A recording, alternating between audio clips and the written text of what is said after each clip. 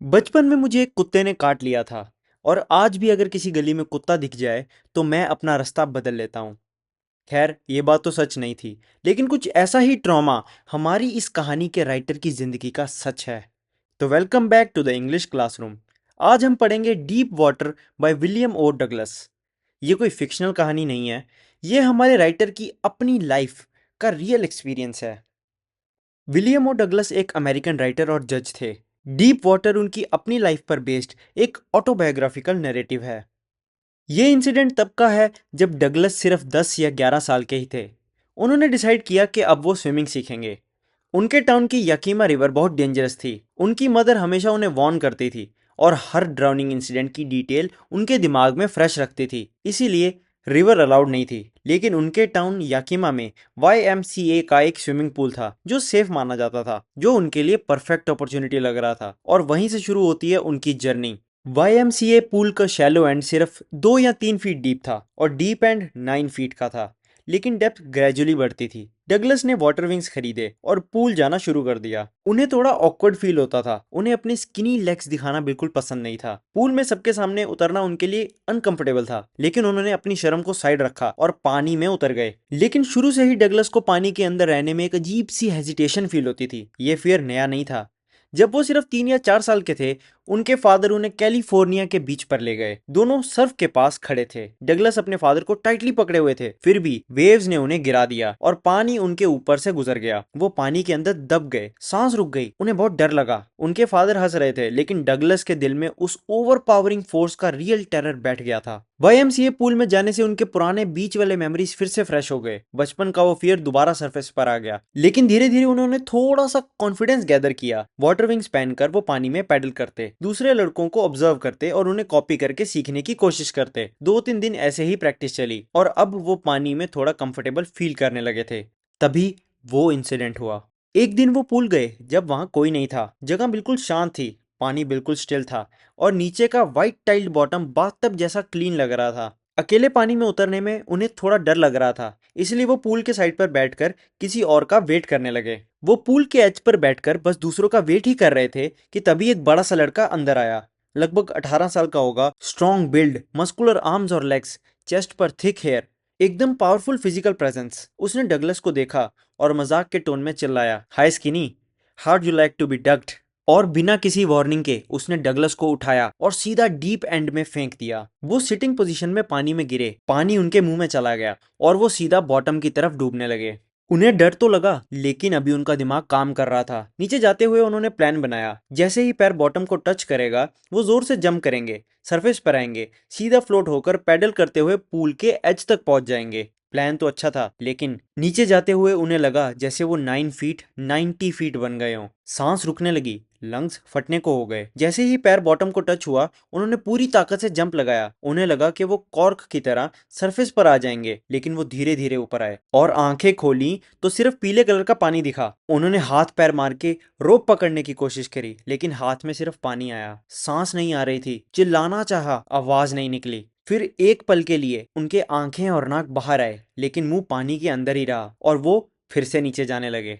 Douglas पानी के surface पर हाथ पैर मार रहे थे, पानी अंदर जा रहा था, सांस रुक रही थी। उन्होंने पैर ऊपर लाने की कोशिश की, लेकिन वो डेड वेट की तरह लटक गए, बिल्कुल रिजिड, जैसे कोई फोर्स उन्हें नीचे खींच रही हो। वो चिल्लाए, लेकिन सिर्फ पानी ने सुना। फिर वो दोबारा नीचे जाने लगे, हर बार स्ट्रगल करते, अपनी पूरी ताकत लगा देते, जैसे नाइटमेयर में कोई इनविजिबल फोर्स से लड़ रहे हों। धीरे धीरे उनकी सांस खत्म होने लगी, उनके लंग्स में दर्द हो रहा था, उनका दिल जोर जोर से धड़क रहा था, उन्हें चक्कर आने लगे। फिर उन्हें अपना प्लान याद आया, बॉटम से जंप करना है, कॉर्क की तरह ऊपर आना है। वो नीचे गए, नीचे और नीचे। उन्होंने आंखें खोली, सिर्फ पीला अंधेरा पानी। उस पॉइंट पर टेरर उन्हें जकड़ लेता है और उन्हें ऐसा लगता है कि सिचुएशन उनके कंट्रोल से पूरी तरीके से बाहर हो चुकी है। वो पानी के अंदर चीख रहे थे, लेकिन आवाज जम गई थी। बस दिल की धड़कन और सर की पाउंडिंग बताती थी कि वो जिंदा हैं। फिर बीच टेरर के एक पल के लिए रीजन वापस आया। बॉटम टच करते ही उन्होंने जंप करने की कोशिश करी। उन्होंने टाइल्स फील की, पूरे जोर से जंप लगाया, लेकिन कोई फर्क नहीं पड़ा। चारों तरफ सिर्फ पानी। उन्होंने रोप, लैडर, वाटर विंग्स, कुछ तो ढूंढने की कोशिश करी, लेकिन उन्हें कुछ नहीं मिला। टेरर इलेक्ट्रिक शॉक की तरह बॉडी में दौड़ गया। हाथ पैर ने काम करना बंद कर दिया। उन्होंने हेल्प के लिए पुकारा, माँ को याद किया, लेकिन कुछ नहीं हुआ। और फिर एक हल्की सी रोशनी दिखी, जैसे वो पानी के ऊपर आ रहे हों। उनकी आंखें और नाक लगभग बाहर थी। फिर वो तीसरी बार नीचे जाने लगे। उन्होंने हवा लेने की कोशिश की, लेकिन अंदर पानी चला गया। वो पीली सी रोशनी धीरे धीरे गायब हो रही थी। फिर अचानक स्ट्रगल रुक गया। उन्होंने खुद को छोड़ दिया। पैर ढीले पड़ गए। डर खत्म हो गया, पैनिक भी। सब कुछ शांत था, जैसे नींद आ रही हो। उन्हें लगा जैसे कोई उन्हें जेंटली पकड़कर ले जा रहा हो, जैसे माँ की बाहों में हो। और फिर पूरा अंधेरा हो गया, जैसे जिंदगी का पर्दा गिर गया हो। अगली चीज उन्हें ये याद है कि वो पूल के साइड पर पेट के बल पड़े हुए थे और वॉमिट कर रहे थे। वही लड़का जो उन्हें फेंक कर गया था कह रहा था, but I was only fooling. कोई और भी वहां पे खड़ा हुआ था जिसने कहा, द किड नियरली डाइड, लेकिन अब ठीक हो जाएगा, चलो लॉकर रूम में ले चलते हैं। डगलस बच गए थे, लेकिन उनके अंदर कुछ टूट चुका था। कुछ घंटों बाद डगलस घर चले गए। वो कमजोर थे और कांप रहे थे। बेड पर लेटते ही वो रो पड़े। उस रात उन्होंने कुछ नहीं खाया। अगले कई दिन तक उनके दिल में एक गहरा डर बना रहा। थोड़ी सी मेहनत से ही उनके घुटने कमजोर हो जाते और पेट बेचैन हो जाता। उन्होंने दोबारा पूल जाना बंद कर दिया। उन्हें पानी से डर लगने लगा। जितना हो सके वो पानी से दूर रहने लगे।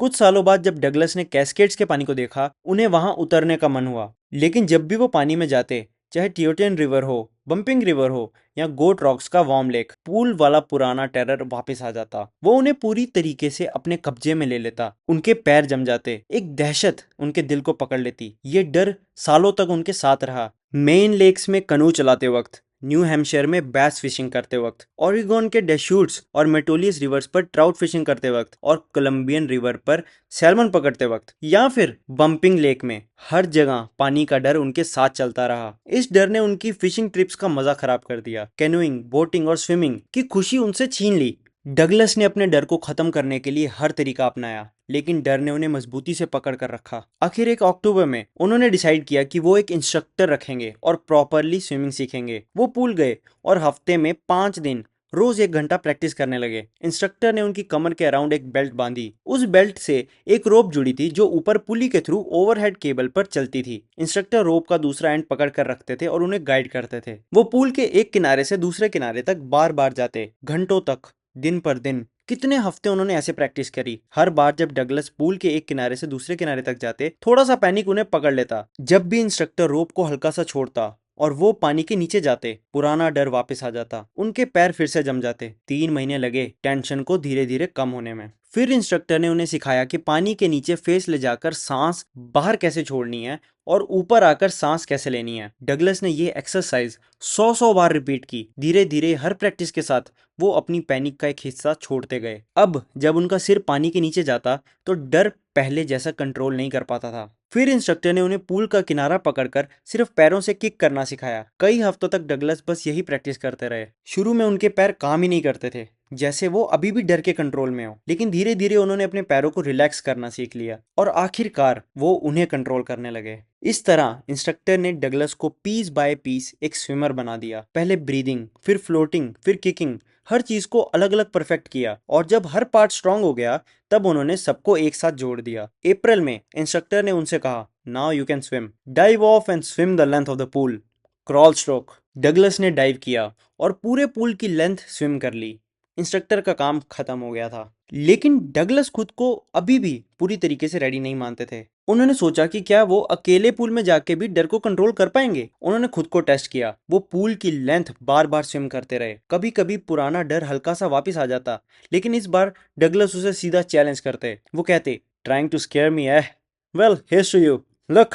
और वो तुरंत एक और लेंथ स्विम कर देते। ये प्रैक्टिस जुलाई तक चली, लेकिन डगलस अभी भी पूरी तरीके से सेटिस्फाई नहीं हुए। उन्होंने डिसाइड किया कि वो अपने डर को एक बार और टेस्ट करेंगे, इस बार असली लेक में। वो न्यू हैम्पशायर के लेक वेंटवर्थ गए, ट्रिग्स आइलैंड के डॉक से डाइव किया और 2 माइल स्विम करके स्टैंप एक्ट आइलैंड तक पहुंच गए। उन्होंने crawl stroke, breast stroke, side stroke और बैक स्ट्रोक सब यूज किया। सिर्फ एक बार पुराना डर वापस आया, जब वो लेक के बिल्कुल बीच में थे और नीचे देखा तो सिर्फ गहरा बॉटमलेस पानी दिखाई दिया। पुरानी फीलिंग एक पल के लिए वापस आई, लेकिन इस बार डगलस हंसे और बोले, well mister terror, what do you think you can do to me. डर पीछे हट गया और वो आगे स्विम करते रहे।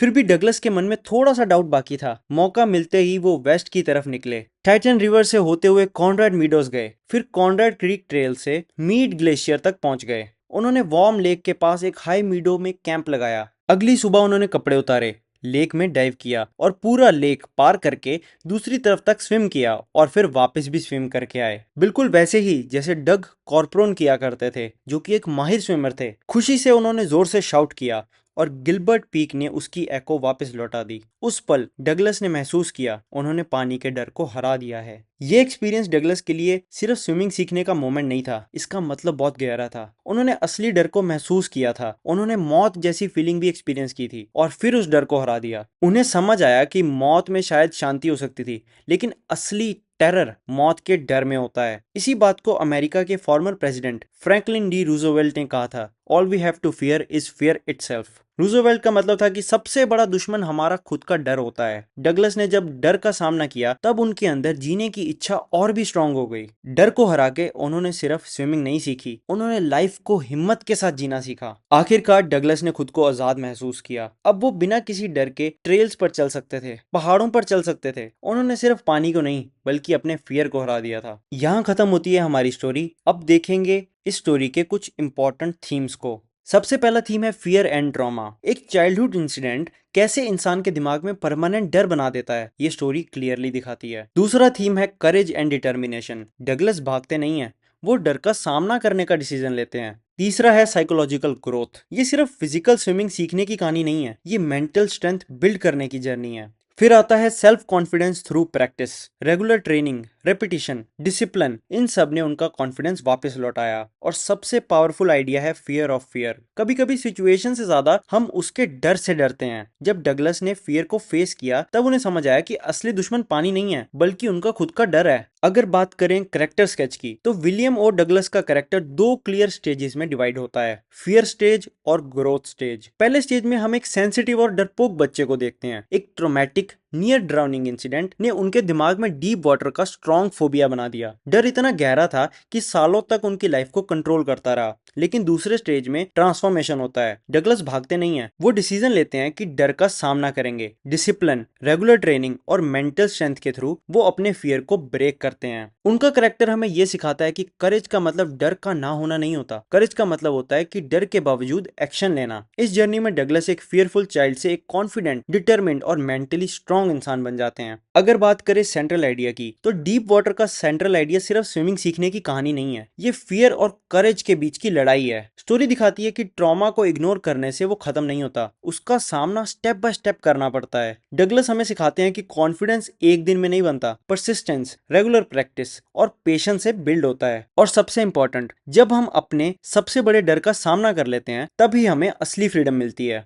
ये चैप्टर बताता है कि जीवन में सबसे बड़ा ऑब्स्टेकल सिचुएशन नहीं होती बल्कि हमारा खुद का फियर होता है, और जब फियर टूट जाता है इंसान सच में आजाद हो जाता है। तो ये था डीप वाटर का कंप्लीट एक्सप्लेनेशन। अगर आपको ये वीडियो पसंद आई हो तो वीडियो को लाइक और चैनल को सब्सक्राइब कर सकते हैं। मिलते हैं कल नेक्स्ट वीडियो के साथ। Till then goodbye and keep learning.